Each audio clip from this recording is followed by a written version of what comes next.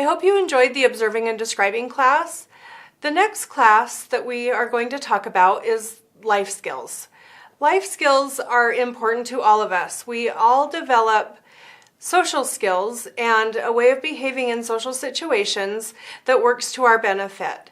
A lot of people describe this as emotional intelligence, and there has been a lot of talk in the last 20 years about the difference between intellectual intelligence and emotional intelligence. This class will help you help the children that you work with to be more emotionally intelligent and socially appropriate when they need to be. The youth and child welfare often come to us with skill deficits. They lack the necessary social skills that most of their peers have been able to figure out.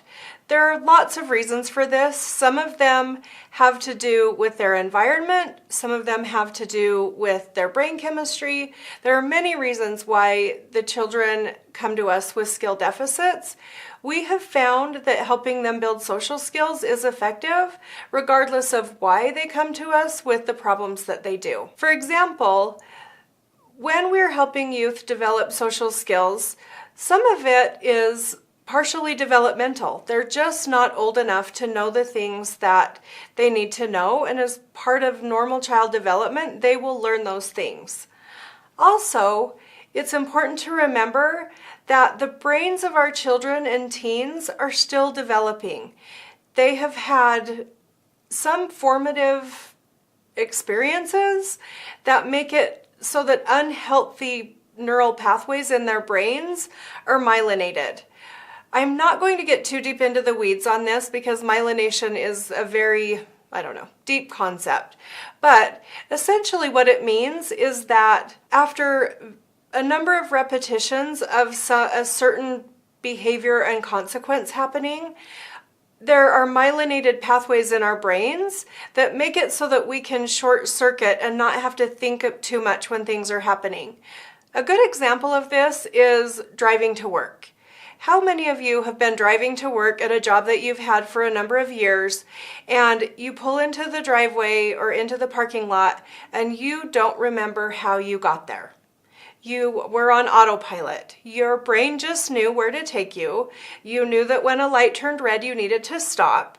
There are several processes that we go through as adults that we don't have to think about very much. And this is typically true of kids as well.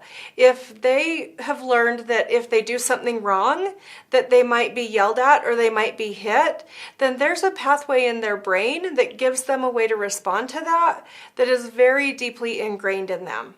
One of the things that social skills do is help them retrain that pathway into a better, more productive, more social, more pro-social way of thinking. This is also done through repetition and role modeling. And everything we do, we will repeat multiple times and we will help them practice those, we call them role plays. We will practice with them in a role play how to retrain their brain to think of situations differently, which enables them to react differently. Also, youth don't always know what we think they know. It's very typical for parents to tell their children, hey, go clean your room, or hey, go clean the bathroom. And if those children have been raised in our home, then of course they know what that means. But for the kids that we work with, they have not been raised in our homes and they don't know what we mean when we say a lot of the things that we say. For example, going back to our previous class when we talked about a youth's posture, if they've never been made aware of their body posture, they may not even know what they're doing. So observing and describing can work hand in hand with social skills development so that they can learn how to have an appropriate and tall and erect body posture if that's important for them. It would be important for a child, for example, who has a problem with self-esteem or depression. Maybe their body tends to invert because they don't think a lot of themselves, or because people have told them that they're worthless or that they'll never amount to anything. And so if we can teach them how to stand up tall and be proud of themselves, then that automatically helps the world see them differently and also helps them see themselves differently. So everything that we do works together to create positive outcomes for the kids that we work with. One additional comment before we move on: we will always link skills to rationales for the youth so that they will know why and how we're trying to help them learn the things that we're helping them learn. As we've learned in our previous classes, behavior is anything that we can see, hear, or measure. It is our facial expressions, our body movements, our verbal responses, our tone of voice, and the intensity of any behavior that either we or our youth are engaging in. Those are the things that we observe and describe, and those are also the things that we teach social skills as a response to. One of the really great things about teaching social skills is that it really helps correct negative behavior in two ways. It helps, first of all, by teaching an acceptable behavior and reinforcing it, and then that way the youth is more likely to use it and see the benefit in using it. For example, if the youth has an opportunity to get what they want using an appropriate behavior or a positive behavior, then they're less likely to act out to get what they need. An example is if they want a treat, they might steal it, or they might earn the money to buy it. Or they might yell for attention, or they might ask for what they want in a calm, mellow voice tone. The second way that teaching social skills helps is that it's impossible to engage in two behaviors at once. You can't engage in a negative behavior and also be engaging in a positive behavior at the same time. One way to reinforce positive behavior is to teach the positive behavior and then praise that, and then the youth will be more likely to use it. Additionally, if we teach to the positive behavior, then a youth can't be yelling at you and using a calm voice at the same time.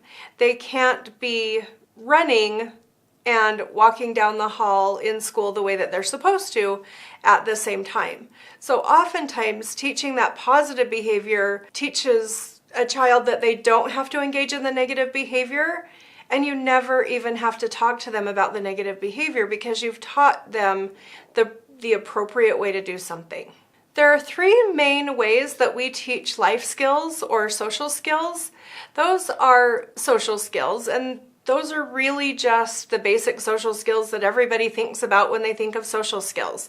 How to have a conversation, how to answer the phone, how to shake someone's hand, how to follow basic instructions that are given by a teacher or an adult. All of the things that you typically think of as social skills probably fall into this category. The second category is academic. Academic skills are anything that will help a child be more successful in the classroom. These are things like study skills, staying on task, being prepared, staying focused during an assignment. Also, any activity that isn't necessarily academic but leads to a belief in lifelong learning are also considered academic skills. A good example of this is if a child chooses to do a crossword puzzle or play a brain game on their phone for our youth who have phones. Anything that helps them value and pursue activities of learning is considered an academic skill. And we will learn more about social skills in other classes. Finally, we have independent living skills. These are also things that are just going to help a child be more successful in life. Doing your own laundry, making sure things are neat and tidy, having appropriate hygiene, wearing clean clothes, dressing appropriately for the activity that you're engaged in. If you wear appropriate clothes to school and then wear appropriate clothing to court, those are considered independent living skills because you're able to learn. For example, when we talked in our social learning theory class about discernment, these are areas where the child learns to discern the appropriate behavior in the appropriate setting. So why do we teach life skills to the youth that we serve? As we talked before, emotional intelligence is almost equally as important as intellectual intelligence. Our youth typically come with skill deficits because they've been in environments that are not enriching to them and are sometimes punitive or harmful to them. So they don't have the social skills that their peers have or that other kids have that are their same age or developmental level. Also, it makes your home more pleasant to be in if you have youth in your home and your own children use appropriate social skills because they're more polite, they're easier to be around, and they know what's expected of them. Also, it makes them more successful in multiple environments, and that really is our ultimate goal. Youth who are in foster care typically do really well in their foster home or in their program per se, but struggle once they leave the program. By teaching social skills and asking them and expecting them to use those skills in every environment, they're more likely to internalize what we're teaching and carry those changes with them long term and into their lives. I often get asked about the poor statistics of youth who come out of foster care, their lack of employment, their lack of education, lack of social connections, and poor connections with their family. And these are all well-documented, highly researched statistics. One of the things we do to combat these statistics with the Teaching Family model is hugely focus on these social skills so that they can be successful. And we do find that our rates of success are much higher than national averages and much higher than even the averages for the state of Utah because of our emphasis on helping them not only learn the skills, but using them with everybody that they come into contact with. As you'll notice in the last bullet point, this is what helps them reduce their risk factors and increase their protective factors as they move on from the Utah Youth Village. As I previously talked about, the things associated with a lack of social skills are the above: aggression, juvenile delinquency, abuse or neglect.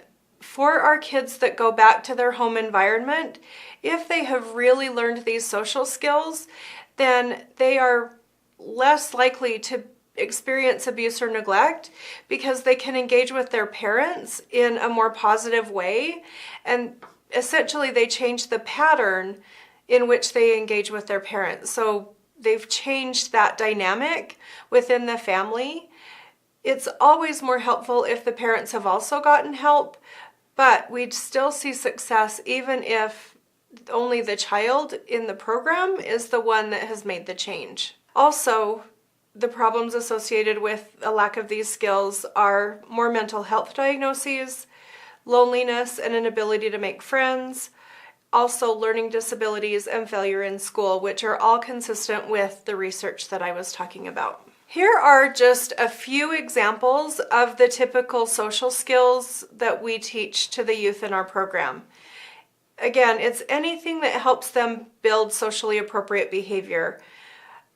We always get comments from people in the community that the youth from Utah Youth Village have the best social skills of any child that they know, and this includes other just, regular kids out in the community. It's very typical for our kids to approach an adult, put their hand out, ask to have their, hi, it's really nice to meet you. My name is Charity. And we just don't find those social skills in the youth of today. They don't know how to do that. But our kids do. And they learn how to do that through positive experiences with foster parents like you.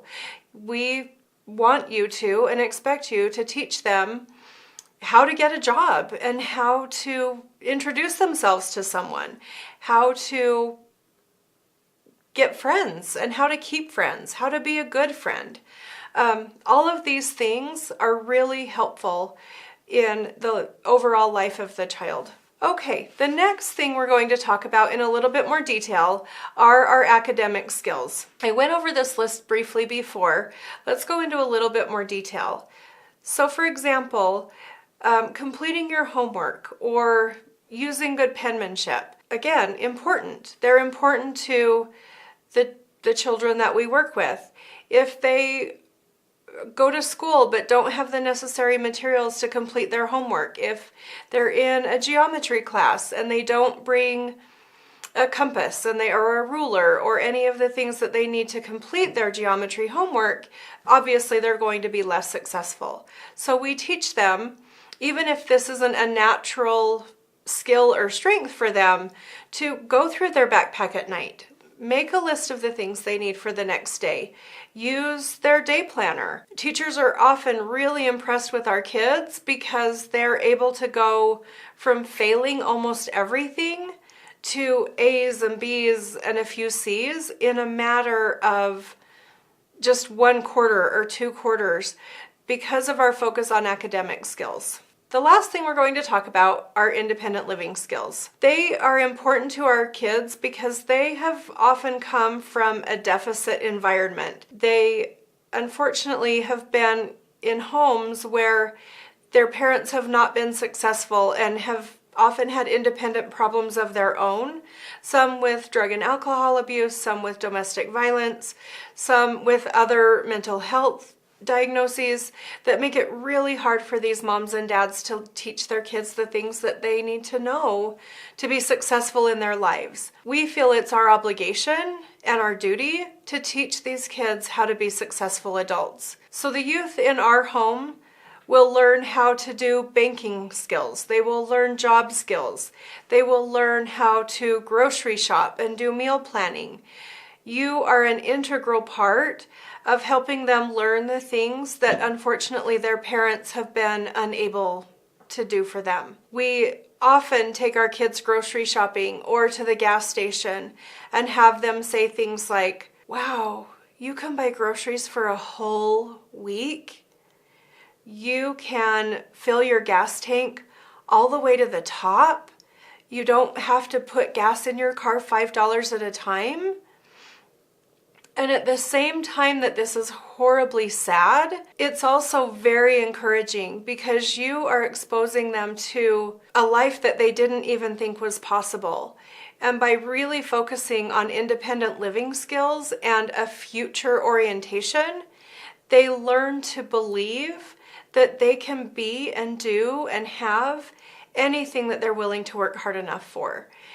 And it might sound crazy with just this silly list of skills here on your slide, that all of that is possible just through the addition of social skills. But I have been in child welfare for 20 years, and I am here to tell you that I have seen miracle upon miracle if you keep your focus on social skills and what your youth can do versus what they can't do. Finally, just a brief overview of the things that we've talked about today.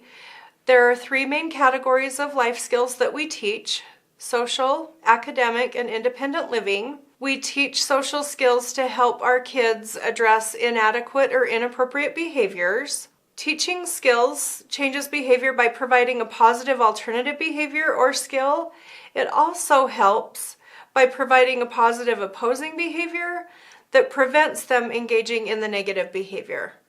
I hope that you've enjoyed our life skills class, and I look forward to seeing you next time.